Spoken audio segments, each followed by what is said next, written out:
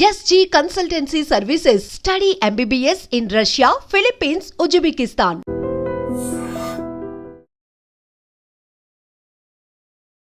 Hi hello namaste, welcome back to iDream media. ఈరోజు మనతో ఉన్నారు సర్టిఫైడ్ ఫైనాన్షియల్ ప్లానర్ అయిన రామచంద్రమూర్తి గారు. సో ఈరోజు మనం మార్కెట్ అప్డేట్ చూద్దాం. అందుకే ఫోన్ పట్టుకుని కూర్చున్నాను రెడీగా నేను. సో మార్కెట్ అప్డేట్ ఏంటి, ఎందుకు మార్కెట్ ఇలా రియాక్ట్ అవుతుంది, దాంతోపాటు ఇప్పుడు ఇన్వెస్ట్ చేయడం ఎంతవరకు కరెక్ట్, ఇన్వెస్ట్ చేస్తే ఎలాంటి విషయాల్లో, ఎలాంటి ఫండ్స్లో, ఎలాంటి ప్రోడక్ట్లో ఇన్వెస్ట్ చేయాలో కూడా తెలుసుకుందాం. నమస్కారం సార్. నమస్తే అండి. So Nifty 50 minus 120 points to 25,517, Sensex minus 452 points to 83,606, Bank Nifty minus 131 points to 57,312, IT 127 plus to 38,950 దగ్గర ఉన్నాయి. So except IT and small cap మిగిలినవన్నీ కూడా రెడ్లో ఉన్నాయి. దీనికి గల కారణాలు ఏంటి, మరి ఇన్వెస్టర్స్ కాస్త ఇబ్బంది పడే ఛాన్సెస్ అనిపిస్తున్నాయి, వాళ్ళకి ఏం చెప్తారు బ్యాకప్?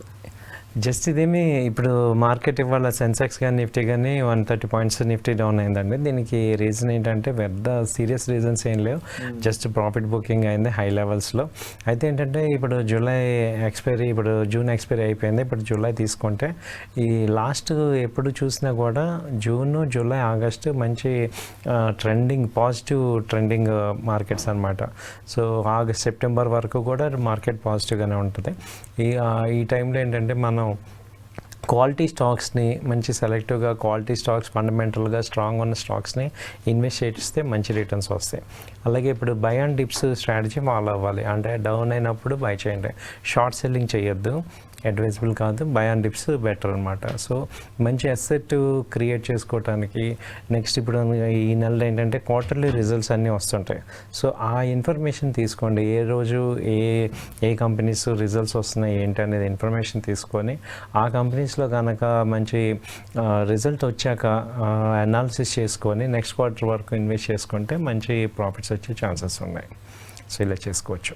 అండ్ యూజువల్లీ మార్కెట్లో ఇన్వెస్ట్ చేద్దాం అనుకున్నప్పుడు ఎక్కువ మంది రీటైలర్స్ ఏం చేస్తూ ఉంటారంటే గ్రీన్ ఉన్నప్పుడు ఇన్వెస్ట్ చేస్తారు, రెడ్ ఉన్నప్పుడు ఆపేస్తూ ఉంటారు. దీన్ని కాస్త ఎక్స్ప్లెయిన్ చేస్తారా? ఇది కరెక్ట్ వే కాదు అనేది ఇన్వెస్టర్లు చెప్పినా కానీ అర్థం చేసుకోవట్లేదు. మార్కెట్ ఫాల్ ఎప్పటి వరకు ఆపర్చునిటీ? మార్కెట్ ఫాల్ వెళ్తూనే ఉంది, ఇంకా డౌన్ ఫాల్ వస్తుంది అన్నప్పుడు అది ఆపర్చునిటీ కింద ఉంటుందా? మార్కెట్ ఫాల్ని ఎప్పుడు ఆపర్చునిటీగా చూడాలి, ఎప్పుడు రిస్క్గా చూడాలంటారు? గుడ్ క్వశ్చన్ సార్, చాలా మంచి క్వశ్చన్ అడిగారు. ఇప్పుడు మార్కెట్ని రెండు రకాలుగా చూడాలి. ఫాల్ ఒకటి, కరెక్షన్ ఒకటి. ఫాల్ అనేది ఏమవుతుందంటే నార్మల్ అనమాట. ఇప్పుడు ఒక 500 పాయింట్స్ పెరిగినప్పుడు నార్మల్గా 200 పాయింట్స్ డౌన్ అవటం అనేది ఫాల్. సో అది ఆపర్చునిటీ చూసుకోవాలి. అదే కరెక్షన్ అంటే ఏంటంటే మనకి కరెక్షన్ తెలిసిపోతూ ఉంటుంది. అంటే ఇంటర్నేషనల్గా వేరే వేరే భయంకరమైన పరిస్థితులు రావటం, అలాగే ఇండియాలో డిఫరెంట్ సిచ్యుయేషన్స్ రావటం, అలాంటివన్నీ జరిగి మార్కెట్లు కరెక్షన్ అయినప్పుడు అప్పుడు ఆ రెడ్ని వేరే రకంగా డేంజర్గా తీసుకోవాలి. ఇప్పుడు నార్మల్గా ఏంటంటే వీటిని బై అండ్ డిప్స్ ఇప్పుడు ఉన్న దాన్ని ఏంటంటే ఫాల్ కింద తీసుకోవాలి. ఫాల్ గుర్తుపెట్టుకోవాలి ఏంటంటే ఎప్పుడన్నా మార్కెట్ ర్యాలీ వచ్చాక ఫాల్ వస్తుంది. అంటే ఒక 200-300 పాయింట్స్ డౌన్ అయినప్పుడు అదొక మంచి, ఇప్పుడు సపోజ్ చూసుకుంటే సెక్టర్స్ చూసుకుంటే ఇప్పుడు ఫార్మా, అదే ఇది డిఫెన్స్ సెక్టర్ ఫాల్ అయ్యి మళ్ళీ రైజ్ అవుతుంది. అంటే ఇప్పుడు కొచ్చిన్ తీసుకున్నాం అనుకోండి, 2500 నుంచి 2100 దాకా వచ్చింది. అదేమవుతుందంటే అడ్జస్ట్మెంట్ అయ్యి మళ్ళీ పైకి వెళ్తుంది. అలాంటి స్టాక్స్ని పట్టుకోవాలన్నమాట ఎగ్జాంపుల్ కింద. సో అంటే ఒక్కసారి నాన్ స్టాప్ ర్యాలీ వెళ్ళాక అవి కొంత కరెక్షన్ అయ్యి మళ్ళీ కొంత ఫాల్ అయ్యి మళ్ళీ రివర్స్ అవుతాయి.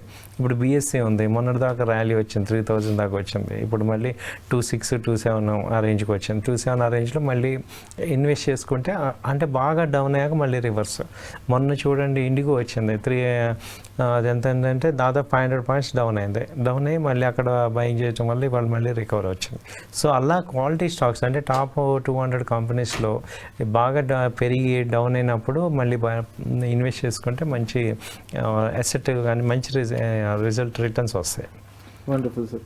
అండ్ ఈ స్టాక్ మార్కెట్ అనేది ఒక అసెట్ కింద చూస్తే మిగిలిన అసెట్స్లో కూడా చాలా మందికి నాలెడ్జ్ అనేది పెరగడం చాలా అవసరం. ఈ 4 అసెట్స్ వాటి యొక్క ఇంపార్టెన్స్ కాస్త చెప్తారు చిన్నగా? మిగతా అన్ని అసెట్లు ఒక్కసారి రీసెర్చ్ చేస్తే సరిపోతుంది. ఇప్పుడు ల్యాండ్ ఉంది సార్, మనం ఫస్ట్ కొనేటప్పుడే మన దానిలో అడ్వాంటేజ్ ఏంటంటే అందరూ కూడా మనకు జెన్యూన్ ఇన్ఫర్మేషన్ ఇస్తారు. మనం దాని మీద ఒకసారి ఒక 1 month వర్క్ చేస్తే అయిపోతుంది. అది వన్ టైం రీసెర్చ్. అలాగే గోల్డ్ ఉంది, అది కూడా ఒకసారి కొనేస్తాం, మనకి కావాల్సినప్పుడు ఉంచుకుంటాం. బిజినెస్ చేద్దాం అనుకున్నాం అనుకోండి, దాన్ని కూడా ఒక ప్రాపర్గా ఆలోచించి ఒకసారి ఇన్వెస్ట్ చేసేసాక దాన్ని రెగ్యులర్గా ముందు తీసుకెళ్ళటమే. కానీ వేరే అన్నిటికన్నా ట్రిక్కీ ఏంటంటే స్టాక్ మార్కెట్ ఇన్వెస్ట్మెంట్ అనమాట. దీనికి ఏంటంటే ఎవ్రీ టైం రీసెర్చ్ చేసుకోవాలి, ఎవ్రీ టైం అప్డేట్ అవుతూ ఉండాలి. మన చేతుల్లో లేని ఇంపాక్ట్స్ జరుగుతుంటాయి, వాటిని హ్యాండిల్ చేయటం చేయాలి. చాలామందికి ఏంటంటే నార్మల్గా మన చేతిలో మిగతా అన్నీ కూడా మన చేతిలోనే ఉంటాయి. ఏంటి ఆ యొక్క ఏది ప్రాఫిట్ రావాలా లాస్ రావాలా. వేరే స్టాక్ మార్కెట్ అనేది ఏమవుతుందంటే మన చేతిలో ఉండదు. ఇంటర్నేషనల్ ఈవెంట్స్ కానీ లోకల్ ఈవెంట్స్కి పెరిగినా తగ్గినా ఏమవుతుందంటే వాటి యొక్క ఇంపాక్ట్స్ మార్కెట్స్ మీద ఇంపాక్ట్ అవుతాయి, కాబట్టి మన కంట్రోల్లో లేవు. దాన్ని ఫస్ట్ అంటే అన్సర్టనిటీని డైజెస్ట్ చేసుకుని యాక్సెప్ట్ చేసుకోవాలి. కాబట్టి రిస్క్ ఎప్పుడు ఉంది అనేది అర్థం చేసుకొని ఆ రిస్క్ని మేనేజ్ చేయటం, లేకపోతే రిస్క్ని హ్యాండిల్ చేయటం అనేది మనం నేర్చుకోవటం ద్వారా మన స్టాక్ మార్కెట్లో వెల్త్ క్రియేట్ అవుతాయి.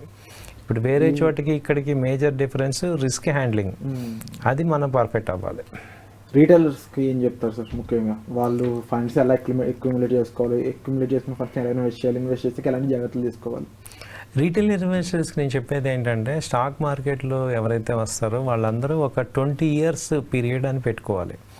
ఏది వాళ్ళు వచ్చాను ఇంట్రాడే చేస్తాము, లేకపోతే ఆప్షన్స్ చేస్తా, ఈక్విటీ చేస్తా, ఇలా కాదు. ఒక 20 ఏళ్ళు నేను ఈ మార్కెట్లో ఉంటాను. మనం ఒక ల్యాండ్ ఎలా కొంటామో అలా ఒక 20 years ఉంటాం. సో మీకు ఒక అవగాహన రావడానికి, మీరు ఒక మాస్టర్ అవ్వాలి, ఒక ప్రొఫెషనల్ అవ్వడానికి ఒక 3 to 5 years టైం పడుతుంది.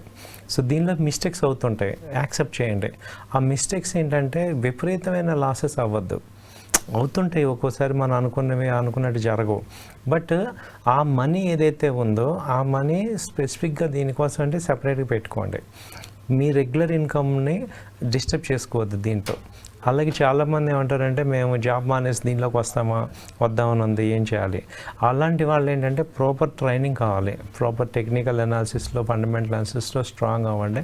ఇది మంచి అసెట్ బిల్డ్ చేసే ఛాన్స్ ఉంది, లాంగ్ టర్మ్లో మంచి వెల్త్ క్రియేట్ అవుతుంది.